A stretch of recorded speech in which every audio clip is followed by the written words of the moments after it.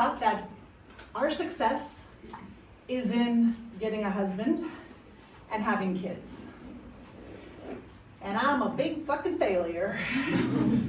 So I just turned 40, oh my God, like 8 months ago, but it feels good to say, oh yeah, hey, just turned 40 11 months ago and 22 days ago, no.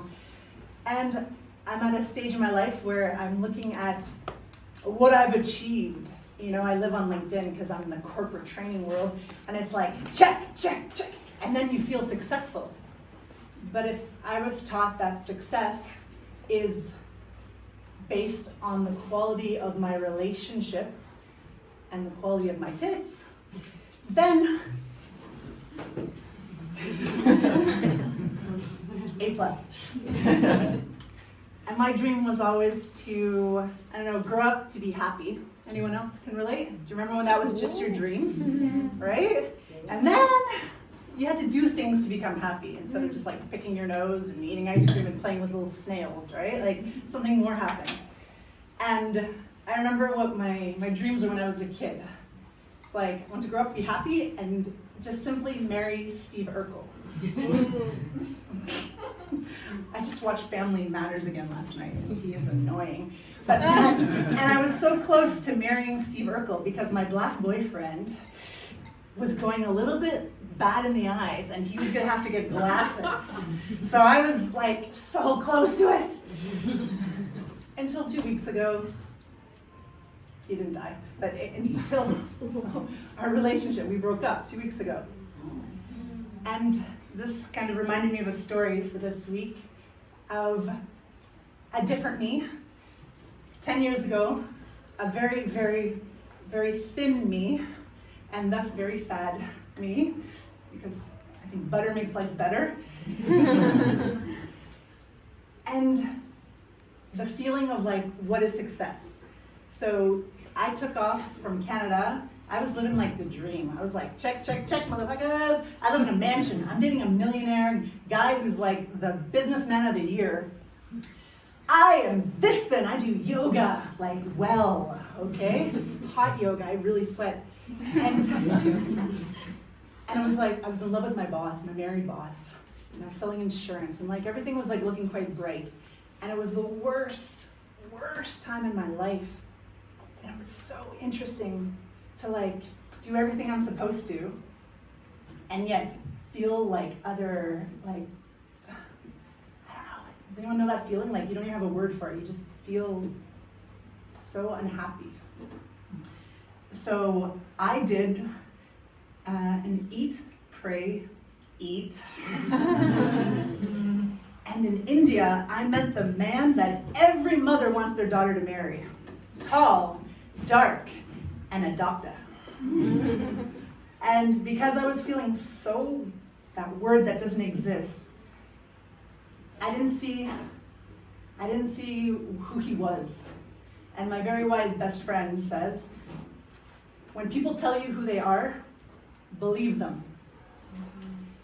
And I spent 6 weeks in bed, not because of him, but because when I was 12, I was this tall and this clumsy, and I broke a bone in my back. And so I went to this guy, this doctor, to fix me, and he was on his way to fixing me. And as I was getting fixed, he told me not to move from bed, not to read, not to do anything, not to move. So for 6 weeks, I laid in bed in India, in Goa. Anyone been to Goa? Like one hand right there, okay.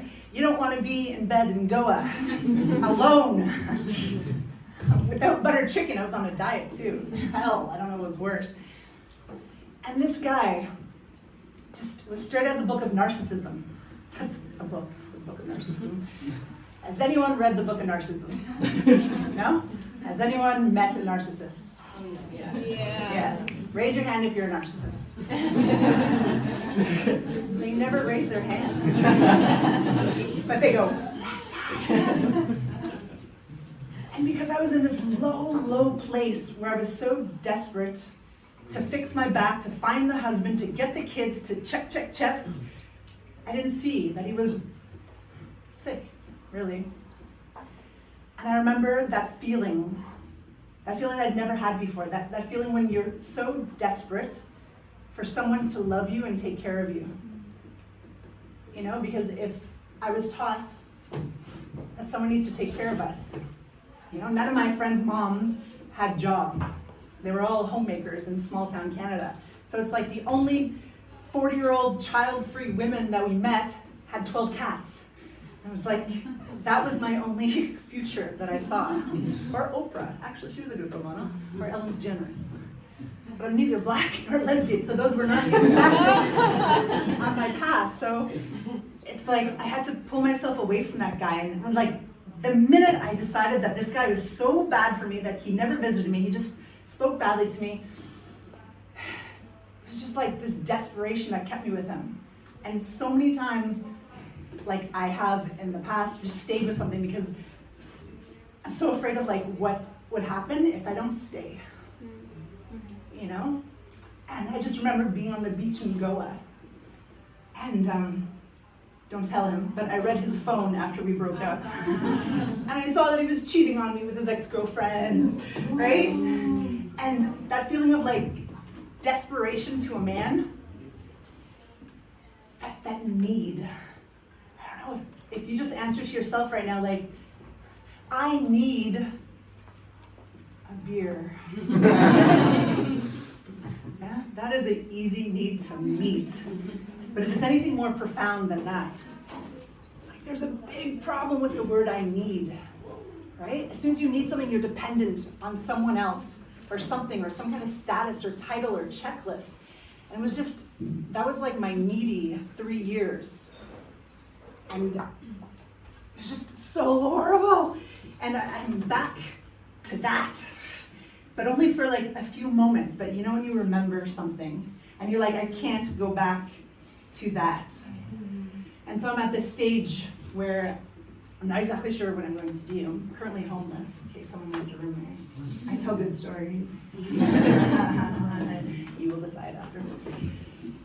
And I guess I kind of came here because I come here a lot, and I always share stories about guys, and usually they're happy stories because I was happy for 3 years and now I'm not. And like, what did I need out of the relationship?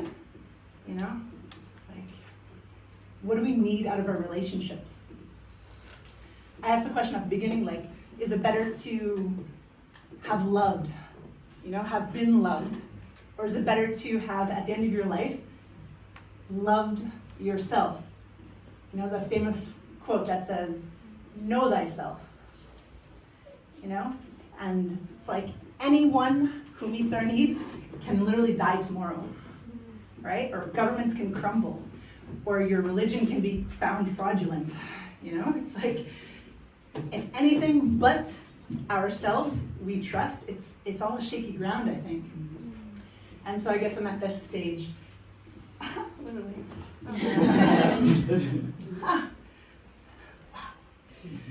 I'm at this stage in my life, and so I wanted to be on more stages, I guess, since I do professional speaking in my real world, just to be like, oh my God, we don't need anyone. Oh my God, we need ourselves. We need to meditate. We need to know who we are inside and know what we love and what we don't love. And at the end of the life, if we can say, God, I had a good life. I'm a pretty good person. I'm not great. I'm not narcissist. I was only 5 kilos overweight my whole life. That's like a well-lived life, no?